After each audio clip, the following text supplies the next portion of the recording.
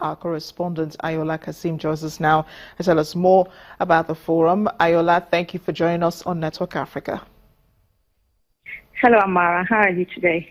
I'm fine. What can we expect from this forum?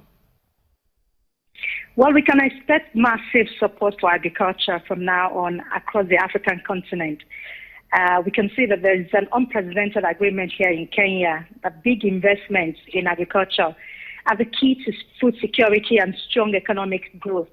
There is also a need to capitalize on this consensus, particularly with drought exposing long-standing vulnerabilities in food production and crashing commodity prices, which have been demanding more sustainable economic strategies that agriculture clearly can provide. Well, as you know, the slogan here in Nairobi is "Seize the Moment." Already the campaign has brought a worldwide call, already more than $30 billion in investments to increase production, income and employment for smallholder farmers and local African agricultural businesses over the next 10 years have been pledged by African leaders, businesses and major development partners. And more investors are being asked to join the African Green Revolution campaign here in Nairobi. Amara. Ayoola, thanks a lot for that. About 2 days ago, you talked about a report that the leaders considered, which had to do with African countries making a lot of gain from agriculture. Are they also discussing the drought in southern and eastern Africa? Well, nothing is off limit here, Amara. There have been discussions on how Africa can build a more climate-smart agriculture and food system. Everybody is talking about the drought. They're talking about climate change. Of course, it's a major issue here on the continent.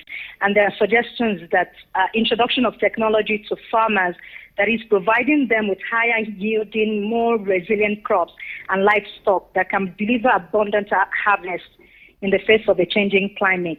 There's also been advised to provide the farmers access to timely, cost-effective, and personally relevant information on improved agricultural practices. You know, we can't continue the usual way. I mean, the way we used to farm all these years, we have to change. We have to change our agricultural practices. And also, they have to give farmers information about the market, the prices, the inputs, weather, and news of impending disasters. And also sound policies are required from the government and an enabling environment that encourages the adoption of climate-smart agriculture.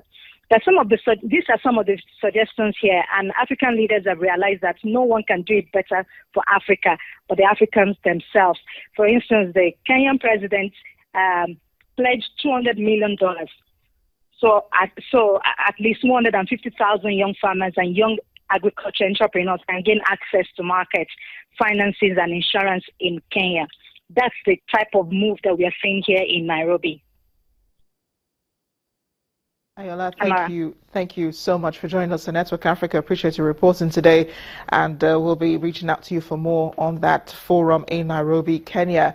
And as we end the world today, and as we end Network Africa, President Muhammadu Buhari has described the new national orientation program Change Begins With Me as a determination of his administration to carry all Nigerians along on the journey to a better and greater society that everyone can be proud of.